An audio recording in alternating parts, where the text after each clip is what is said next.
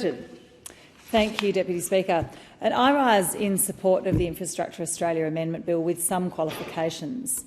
It's essential that we have strategic, long-term and evidence-based decisions about infrastructure investment, because a well-designed and resourced national infrastructure network can encourage economic and job growth, improve access to health and social services and encourage connections within and between communities. On the flip side, a poorly designed or inappropriately resourced national infrastructure network leaves communities isolated, restricts business growth and leaves us vulnerable to natural disasters or economic shocks. And infrastructure planning doesn't happen organically. It requires long-term vision and rational, interconnected decisions. Given the importance of good infrastructure planning, it makes sense to have an independent advisory body to apply more rigorous oversight in decision-making and take the politics out of major infrastructure projects. Now, this was recognised in 2008 by the Labor government when it established Infrastructure Australia, and then in 2013 the Coalition government added to the model, recognising the need for a more transparent, accountable and effective advisor on infrastructure projects and policies. So there's bipartisan acknowledgement that Infrastructure Australia has the potential to be an important independent advisor to governments. And that's why I'm rising to lend my support to the improvement of Infrastructure Australia, particularly as we approach a period of challenging economic times. So the broad intent of the proposed changes is to better enable Infrastructure Australia to deliver on its mandate, to provide quality, independent, cross-sectoral advice to the Australian government on nationally significant infrastructure that supports the economy, builds the nation and addresses the challenges and opportunities of the future. Over the last 10 years, we've seen the power of Infrastructure Australia to provide advice according to its mandate diminish. In part, this is due to political board appointments, and in part this is due to a history of the organisation being undervalued and poorly tasked and directed by government. There's also been criticism about funding for nationally significant projects being committed before a business case was published or assessed by Infrastructure Australia. Now, this is ludicrous and goes to some of the worst criticisms of government decision-making. Large investment decisions spending taxpayer money must be driven by sound reasoning and appropriate cost-benefit analysis, not by the need for announceables. So I welcome the government's announcement last year that they'd be conducting an independent review of Infrastructure Australia, which was open for public submission. And the review was well-timed, as Australia is facing some huge challenges on the infrastructure front. More than 60% of Australia's population live in Sydney, Melbourne, Brisbane and Perth, and the pace of growth and change in our cities has put many legacy networks under strain. Rising road congestion, crowding on public transports and growing demands on social infrastructure, including health, education and green space, are all key challenges for Australia's governments. Almost a third of Australians live in our smaller cities and regional centres, and 1 in 10 of us live in small towns with populations of fewer than 10,000. Right now, we have a new raft of challenges when it comes to infrastructure development, including supply chain challenges, the rising cost of materials and a significant shortfall between available labour and demand, decarbonising the transport and infrastructure sector, and understanding how this changes both our infrastructure needs and how we should be constructing infrastructure, and population growth and geographical population shifts.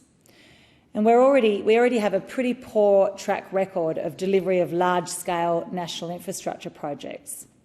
The Grattan Institute reported that between 2001 and 2016, Australian governments experienced cost overruns of $28 billion on transport infrastructure alone.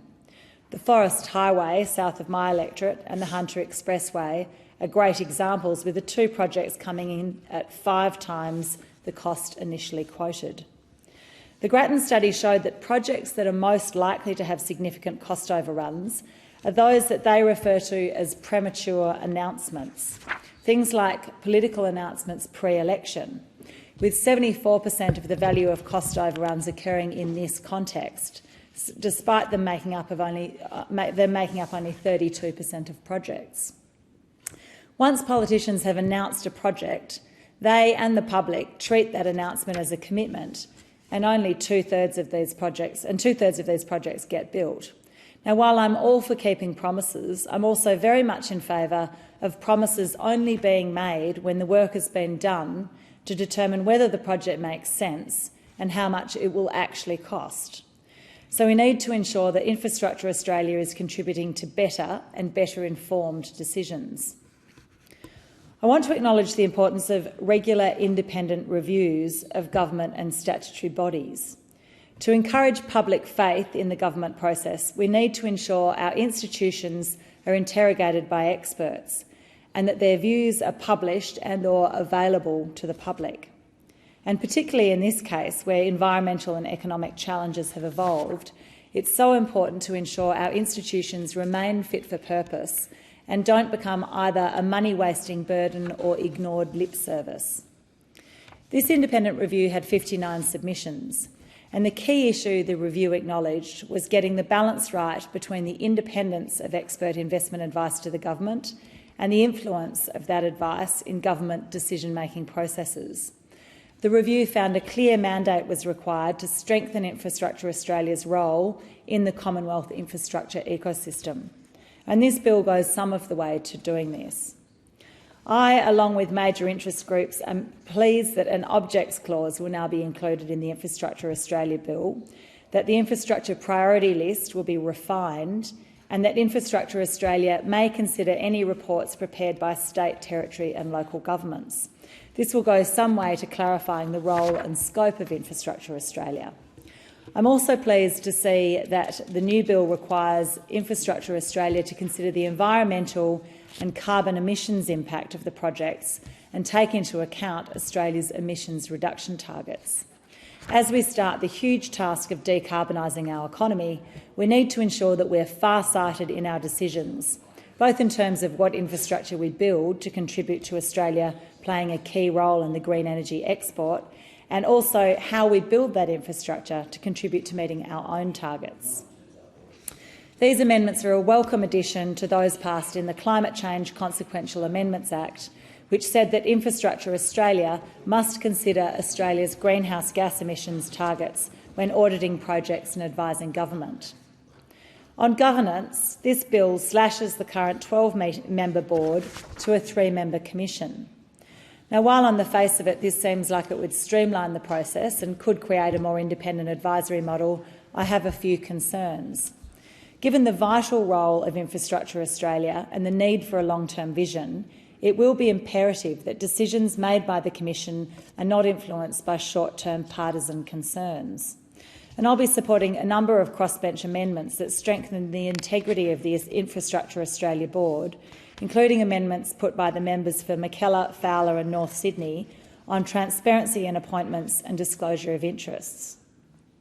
My second concern is the bill does not implement the review's advice that the Commission should be supported by an advisory board.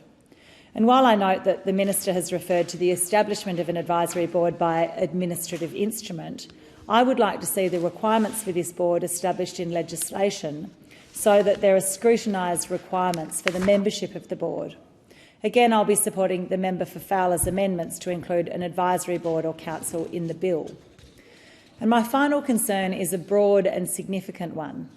Many submissions to the review drew attention to the fact that the advice of Infrastructure Australia was often ignored. This included government announcing or committing to projects prior to receiving advice or an assessment from Infrastructure Australia, particularly around election time. And Australia lost a lot of faith in government in the last term of government when they saw projects coming out that did not appear to be built on a decent business case. There's no point having a body like Infrastructure Australia doing the long-term planning if that advice is not heeded. And the member for Wentworth's proposed amendments requiring a cost-benefit analysis for any project over $100 million will assist, but there is still no requirement that advice be listened to. Now, this may be a matter for good practice rather than legislation, but only time will tell whether Infrastructure Australia will become embedded in the decision-making process of the federal government. and it will be up to members like myself to hold government accountable to the intent evidenced by these changes to Infrastructure Australia to strengthen the credibility and force of its recommendations. The government's commitment to taking the advice of Infrastructure Australia seriously would be strengthened by accepting the member for North Sydney's proposed amendment relating to the regular tabling of Infrastructure Australia's reports, which was a key recommendation of the report. Any decisions taken by the government in contravention of the advice of Infrastructure Australia should be accompanied by a fulsome explanation to the Australian people. In conclusion, I will be supporting the bill because I believe that if it's used as intended, it contributes to greater transparency and accountability in government decision-making. Depoliticising major infrastructure investments is consistent with better long-term evidence-based planning. And I'll be using my position on the crossbench to continue to monitor the implementation of this bill to ensure that its intentions are met. Thank you. The question now is that the amendment be disagreed to. I give the call to